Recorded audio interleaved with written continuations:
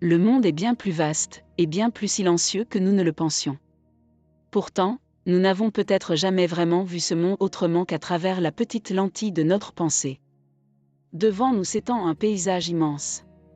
Mais nous n'en percevons qu'une infime partie. Les sons que nos oreilles captent se perdent en grande partie. Et tant d'émotions passent sans jamais trouver de mots.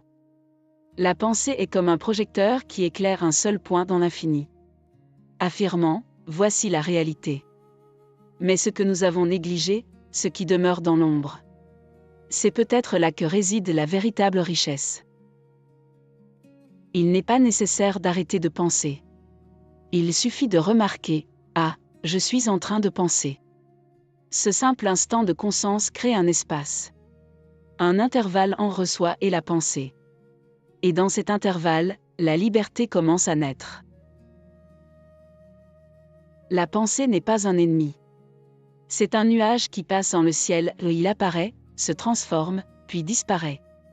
Et dans l'obscurité que la pensée n'éclaire pas, reposent des émotions oubliées, des souvenirs sans mots. Des fragments de nous-mêmes que seuls les rêves savent révéler. Une intuition soudaine, une rencontre imprévue. Une coïncidence troublante. Tout cela peut être un message venu de ce monde invisible.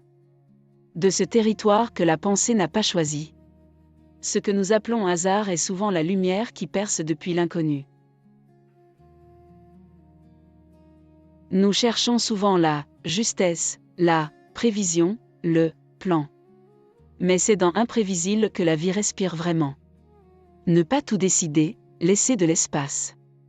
Rester ouvert à ce qui vient. C'est ainsi que nous nous relions à un flux plus grand que nous. Dans la forêt, sous le vent, ou simplement assis en silence auprès d'un être cher. Il n'y a rien à expliquer. Même sans comprendre, ce qui est là, est là. Sentir, plutôt que savoir, voilà une autre manière d'être. L'art aussi parle ce langage du mystère. La musique, la peinture, la poésie. Aucune ne se laisse entièrement comprendre. Et pourtant, elles nous émeuvent, nous relient. Parce qu'elles touchent à quelque chose qui dépasse les mots. Au-delà de la pensée s'étend un infini tranquille. Inutile de tout nommer, de tout saisir. Il suffit de se laisser porter par le courant. Et d'être simplement ici, maintenant. Ce n'est peut-être d'aucune utilité. Et pourtant, c'est là la forme la plus profonde de l'art. Celle d'exister, en résonance douce avec le monde. Alors, dans ce silence où la pensée s'efface, le monde s'ouvre lentement, paisiblement. Et nous découvrons une autre réalité. Plus vaste, plus libre, déjà présente depuis toujours.